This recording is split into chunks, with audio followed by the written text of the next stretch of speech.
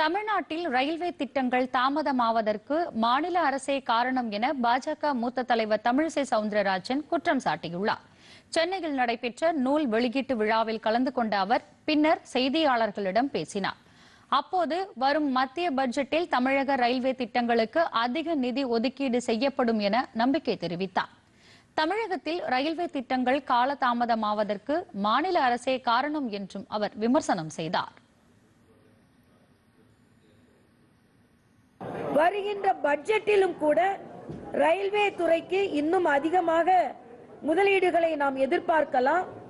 தமிழகத்தில் ரயில்வே துறை இன்னும் வேகமாக வளராததற்கு காரணம், தமிழகத்தில் அவர்கள் சொன்னார்கள் சில திட்டங்கள் ஏற்கனவே அறிமுகப்படுத்திய திட்டங்களை கூட நிறைவு செய்ய முடியாததற்கு காரணம் தமிழகத்தில் இருந்து மத்திய ரயில்வே அமைச்சரை வேகப்படுத்துவதற்கும் அதனால் தகவல்களை சொல்வதற்கும் இங்கே உள்ளவர்கள் தவறிவிடுகிறார்கள் என்பதும், நிலம் கையகப்படுத்துவதில் கூட பிரச்சனைகள் இருக்கும் என்பதனால் ரயில்வே திட்டங்கள் தாமதப்படுத்தப்படுகிறது என்று.